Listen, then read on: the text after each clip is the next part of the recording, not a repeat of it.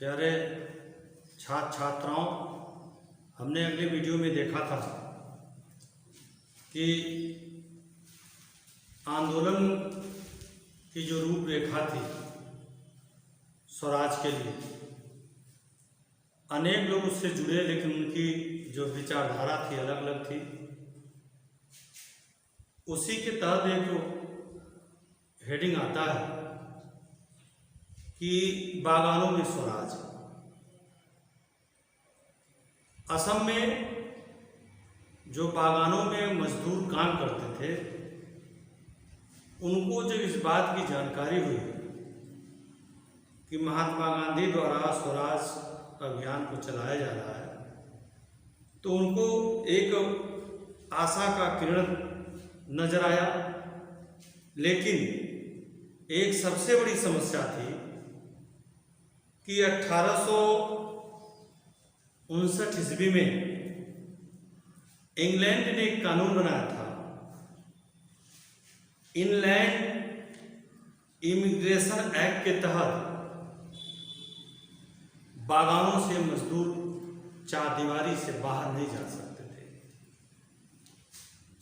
इस कानून की जब इस बात की जानकारी मिली, स्वराज की बात जब सामने आई, तो इस कानून को उन्होंने अवहेलना किया मजदूरों ने, और अपने अधिकारियों के सामने उस कानून को उल्लंघन करते हुए चारदीवारी से बाहर चले। लेकिन एक सबसे बड़ी समस्या थी कि स्थानीय लोगों के अनुसार जो उनका दृष्टिकोण था स्वराज का, वह अलग था। लेकिन एक सबसे बड़ी समस्या आई कि जब सभी लोग आंदोलन में जुटे हुए थे, सभी लोग संघर्ष कर रहे थे, उसी दौरान जो साधन जाने वाले था, जो अपने गांव जाने वाले मजदूर थे, या जो स्टीमर थे या रोड से जाने वाले साधन थे, सभी बंद थे। बंद होने के कारण वो मजदूर अपने घर तक नहीं जा पाए कि उसी दौरान सिपाहियों ने उनको पकड़ लिया, बहुत बुरी तरह से मारा पीटा। लेकिन एक सबसे बड़ी जानने वाली चीज है कि जो स्वराज की भावना थी, स्वराज की बात चल रही थी, उस स्वराज में स्थानीय आंदोलन के अपक्षाओं को, जो जमीनी स्तर, जहां जहां जैसे जैसे आंदोलन, स्थानीय आंदोलनों के अपेक्षाओं के दृष्टिकोण को कांग्रेस ने कार्यक्रम में परिभाषित नहीं किया था कि ये ऐसा कैसा स्वराज है, कैसा आंदोलन होना चाहिए था। लेकिन स्थानीय लोगों ने स्वराज का असर अपने अपने हिसाब से, ये नहीं बताया कि हम क्या करेंगे क्या नहीं करेंगे। लेकिन जब इस बात की जानकारी हुई, बहुत पीड़ित थे, परेशान थे, तो वो अपने अपने हिसाब से स्वराज का अर्थ निकाल लिए कि स्वराज हमारे जैसा, जितने लोग हैं उनके जैसा स्वराज की बात आ गई। लेकिन इसके लिए ऐसे युग का योतक था जब सारे कष्ट और सारी मुसीबतें खत्म हो जाएंगी, यह लोगों का मानना था। लेकिन फिर भी आदिवासियों ने गांधी जी के नाम का नारा लगाते हुए स्वराज का हुंकार भरा, जो एक अखिल भारतीय आंदोलन से भी कहीं न कहीं भावनात्मक स्तर से जुड़े हुए थे। ऐसा गांधी जी का अभियान था स्वराज के लिए कि जो आदिवासी थे, उन्होंने गांधी जी के नाम लेकर के नारा चलाया। ऐसा हुंकार भरा कि पूरे अखिल भारतीय आंदोलन को एक बड़ी जोरदार एक सपोर्ट मिला, एक बड़ी भावना जागृत हो गई। लेकिन हम देखते हैं कि जो ये आंदोलन चला, इस आंदोलन में जितने हमारे राष्ट्रीय आंदोलन में भाग लेने वाले जितने भी क्रांतिकारी, जितने भी वीर थे, कुछ ऐसे वीरों को अंग्रेजों ने पकड़ करके उनकी फांसी को लटका दिया। उसमें पहला अशफाकुल्ला खान, दूसरे खुदीराम बोस और प्रफुल्ल चाकी, तीसरे हैं भगत सिंह और चौथे हैं दिनेश चंद्र गुप्ता। ऐसे वीर सपूतों को अंग्रेजों ने राष्ट्रीय आंदोलन में पकड़ करके जो भाग लिए थे उनको पकड़ करके फांसी की पर लटका दिया। जैसे मैंने बताया, अशफाक उल्लाह खां एक महान पठान क्रांतिकारी था और देशभक्त। इस देशभक्त को 9 सितंबर 1927 को एक झूठे मुकदमे में फैजाबाद के सेंट्रल जेल में उसे फांसी दे दी गई। दूसरे नाम आते हैं, दूसरे हमारे क्रांतिकारी वीर हैं खुदीराम बोस और प्रफुल्ल चाकी। इस महान देशभक्त क्रूर जज किंग्सफोर्ड की हत्या की सजा साजिश रचने और लेडी बेनिटी की हत्या के आरोप में 1908 को मुजफ्फरपुर सेंट्रल जेल में इनको फांसी दे दी गई। अगले तीसरे नाम जो आते हैं, भगत सिंह। पंजाब के इस महान क्रांतिकारी ने 23 वर्ष की आयु में एक पुलिस ऑफिसर की हत्या के जुर्म में सन 1931 ईस्वी को लाहौर के सेंट्रल जेल में, यानी लाहौर कहाँ है, आज का पाकिस्तान में वह यह शहर है लाहौर, उस सेंट्रल जेल में भगत सिंह की फांसी दे दी गई थी। चौथे नंबर पे आते हैं दिनेश चंद्र गुप्ता। यह ढाका, ढाका यानी आज का बांग्लादेश, ढाका आज का बांग्लादेश ने दिनेश चंद्र गुप्ता को 7 जुलाई 1931 को मात्र 19 वर्ष के आयु में उसे फांसी दे दी गई। उन्होंने मिदनापुर जिले के कलेक्टर गलसर की हत्या में उनको फांसी दी गई।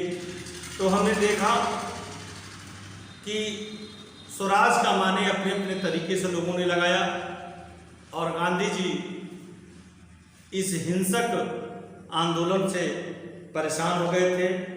उन्होंने इस आंदोलन को वापस लेने के लिए सविनय अवज्ञा की ओर उन्होंने बढ़ा था। हम देखेंगे फरवरी 1922 में महात्मा गांधी ने असहयोग आंदोलन को वापस लेने का निर्णय लिया।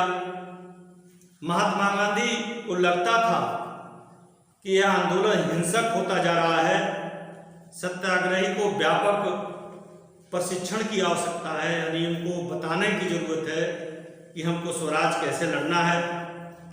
लेकिन इस प्रकार के संघर्षों से लोग थक चुके थे कि ये संघर्ष अच्छा नहीं है।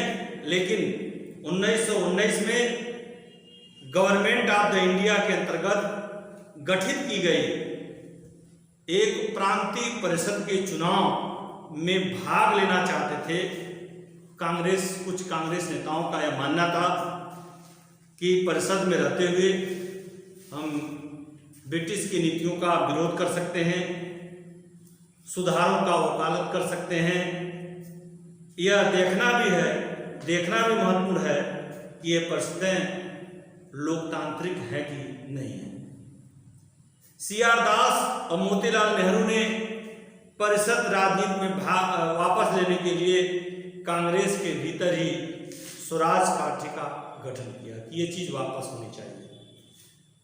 लेकिन पंडित जवाहरलाल नेहरू जी, नेताजी सुभाष चंद्र बोस जैसे युवा क्रांतिकारी उग्र जन आंदोलन और पूर्ण स्वतंत्रता के लिए अपनी दबाव बना रहे थे।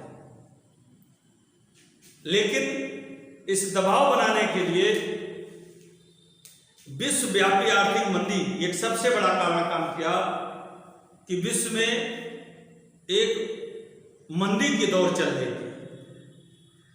1926 में कृषि उत्पादों की कीमतें गिरने लगी और 1930 में कृषि उत्पाद में इतनी गिरावट हुई, धराशायी हो गई और घटी और करा कि मांग घटी, निर्यात कम होने लगे, किसानों की अपनी उपज बेचना या लगान चुकाना भी मुश्किल हो गया था। सन 1930 तक ग्रामीण क्षेत्र में भारी उथल पुथल देखने को मिला। इस पृष्ठभूमि को ब्रिटिश की एक नई सरकार, एक नई व्यवस्था ने सर जॉन साइमन के नेतृत्व में एक वैधानिक आयोग का गठन किया गया। यह वैधानिक व्यवस्था जो गठित की गई थी, यह राष्ट्रीय आंदोलन के जवाब में गठित की गई थी। इस आयोग को भारत में वैधानिक व्यवस्था को, कार्यशैली को अध्ययन करना था, उसके बारे में सुझाव देना था। लेकिन इस आयोग में एक भी भारतीय सदस्य नहीं थे। जितने भी सदस्य थे वह सब अंग्रेज थे। सन 1928 में जब साइमन कमीशन भारत आता है, तो वह जब भारत में प्रवेश करता है, भारत में उतरता है, तो उसकी स्वागत की जाती है। लेकिन स्वागत की प्रक्रिया थी कि साइमन कमीशन वापस जाओ, यानी साइमन कमीशन गो बैक, यानी ये वापस जाने के लिए उन्होंने प्रेशर बनाया। इस नारों से उसको स्वागत किया गया और इस व्यवस्था से कांग्रेस और मुस्लिम जैसे पार्टियों, मुस्लिम लीग जैसे पार्टियों ने प्रदर्शन में हिस्सा लिया। इस विरोध से शांत करने के लिए जो तत्कालीन वायसराय था लॉर्ड इरविन ने अक्टूबर 1929 में भारत का के लिए एक डोमिनियन स्टेट का गोल मोल सा ऐलान किया। इरविन इस बारे में कोई समय भी नहीं दिया। उन्होंने केवल इतना कहा कि भावी संविधान के बारे में चर्चा करने के लिए गोल मेज सम्मेलन का आयोजन किया जाएगा। वो कुछ कहा नहीं, सिर्फ कहा कि ठीक है, हम वैधानिक जो संविधान के बारे में बात चल रही है इस पे हम तैयार हैं, लेकिन इसकी चर्चा हम गोल मेज सम्मेलन में इसको हम करेंगे। इस प्रस्ताव कांग्रेस के नेतृत्व संतुष्ट नहीं थे। वो चाहते थे कि तत्काल उनको कोई जवाब मिल जाए। पंडित जवाहरलाल नेहरू जी और नेताजी सुभाष चंद्र बोस के नेतृत्व में कांग्रेस ने तेज तर्रार खेमा समूह आक्रमण के रवैया अपनाने लगा, संघर्ष करने लगे, तो उदारवादी और मध्यम वर्गीय नेतृत्व करने वाला जो एक नेता था ब्रिटिश का, डोमिनियन के भीतर वैधानिक व्यवस्था के पक्ष में थे। लेकिन इस खेमे का प्रभाव घटता, क्योंकि उनकी संख्या कम थी, घटती जा रही थी। दिसंबर 1929 ईस्वी में पंडित जवाहरलाल नेहरू की अध्यक्षता में कांग्रेस के लाहौर अधिवेशन में पूर्ण स्वराज की मांग को औपचारिक रूप से मान लिया गया था। जो लाहौर में अधिवेशन हुआ था 1929 में, उसको पूर्ण रूप से मान लिया था कि हमको पूर्ण रूप से स्वराज की बात उन्होंने की थी, उसको मान लिया था। यह तय किया गया था कि 26 जनवरी 1930 को स्वतंत्रता दिवस के रूप में मनाया जाएगा। लेकिन उन दिनों स्वराज के संघर्ष की प्रतिज्ञा करेंगे, लेकिन बहुत से कम ही लोग थे जिन्होंने इस पर ध्यान दिया। संघर्ष की प्रतिज्ञा स्वतंत्रता के इस अमूर्त और स्पष्ट विचार को रोजमर्रा की जिंदगी में ठोस मुद्दों को जोड़ने के लिए महात्मा गांधी ने कोई रास्ता ढूंढने का प्रयत्न किया, ढूंढा था। वह रास्ता था, एक अगला हेडिंग आता है, वह रास्ता था नमक यात्रा, यानी सविनय अवज्ञा आंदोलन, यानी सबको जोड़ने के लिए एक सबसे अच्छा तरीका कि जो जनता उग्र हो गई थी उसको शांत करने का तरीका कि आम जनमानस से संपर्क करने की बात। तो एक यात्रा था, वह यात्रा था नमक यात्रा। नमक यात्रा क्या था कि नमक पर महात्मा गांधी ने एक शक्तिशाली प्रतिज्ञा रखी और 31 जनवरी 1930 को उन्होंने वायसराय इवनिंग को एक पत्र लिखा। इस पत्र में 11 मांगे रखी गई थी और विशेष करके जो नमक पे जो कर गए थे उसको वापस करना था। साथ ही साथ कुछ मांगे उद्योगपतियों से लेकर के विभिन्न मुद्दों पर जुड़ी हुई थी। गांधी जी इस मांग के द्वारा समाज के सभी वर्गों के साथ जोड़ना चाहते थे ताकि सभी लोग आंदोलन में शामिल हो सके। सबसे महत्वपूर्ण मांग नमक पर जो कर खत्म करने के लिए उन्होंने मांग की थी। उनका यह मानना था गांधी जी का कि नमक एक ऐसा चीज़ है जो सभी अमीर से लेकर गरीब तक प्रयोग करते हैं। यह भोजन का एक महत्वपूर्ण हिस्सा है। इस पे कर को खत्म करना चाहिए। महात्मा गांधी के इस पत्र में एक सुझाव नहीं, एक अल्टीमेटम था, एक चेतावनी थी। लिखा था 11 मार्च तक अगर मेरी मांगे नहीं मांगी गई तो हम सविनय अवज्ञा आंदोलन को छोड़ देंगे। इवनिंग झुकने को तैयार नहीं था। यह यात्रा शुरू कर दी और परिणाम स्वरूप महात्मा गांधी ने अपने 78 विश्व स्तर के सहयोगियों द्वारा नमक यात्रा शुरू कर दिया। इस यात्रा साबरमती में गांधी जी के आश्रम से 240 मील दूर दांडी नामक गुजरात तटीय कस्बे में जाकर खत्म हुई थी। गांधी जी उन्होंने सहयोग में 24 दिन तक प्रत्येक दिन लगातार उन्होंने यात्रा किया 240 मील का, और 24 दिन तक यात्रा चला और डेली प्रतिदिन या 10 मील की सफर तय करते थे। जहां वह रुकते थे वहां पे सभी हजारों के रूप में लोग इकट्ठा हो जाते थे गांधी जी की बातों को सुनने के लिए। तो गांधी जी यह स्वराज का अर्थ स्पष्ट करते थे, बताते थे वह कि कैसे हम स्वराज प्राप्त करेंगे। तो उन्होंने एक सुझाव दिया कि हम शांतिपूर्ण तरीके से हम अवज्ञा करेंगे, अर्थात अंग्रेजों का कहा हम नहीं मानेंगे, अवज्ञा करेंगे। जो अंग्रेज ने को कह रहा है करने के लिए उसको हमको नहीं करना, लेकिन शांतिपूर्ण तरीके से करना है, उग्रता के रूप नहीं करना, शांतिपूर्ण तरीके से। और 6 अप्रैल को यह दांडी यात्रा दांडी पहुंचे। उन्होंने समुद्र पर पानी उबाल कर जो नमक बनाने की जो विधि थी, उन्होंने इसका कानून जो नमक गर्म करके पानी को नमक बनाने की जो प्रक्रिया थी, ये कानून का उल्लंघन था, लेकिन उन्होंने शुरू किया। यही सविनय अवज्ञा आंदोलन होता है। यानी सविनय अवज्ञा का मतलब कि दांडी में जाकर के जो नमक को उबाल करके जो नमक बनाए जाते थे, समुद्र के पानी को उबाल के जो नमक बनाए जाते थे, यह उस समय यह कानूनी उल्लंघन था। लेकिन इस काम को गांधी जी ने किया और करने के बाद जो यह काम किया, यही सविनय अवज्ञा आंदोलन है। अवज्ञा मतलब सरकार के नीतियों का विरोध करना, यानी उसको न मानना, यही अवज्ञा होता है। तो हम अगले वीडियो में हम इस चीज की सविनय अवज्ञा आंदोलन का प्रारंभ कैसे हुआ हम देखेंगे और इसकी हम विधिवत चर्चा करेंगे।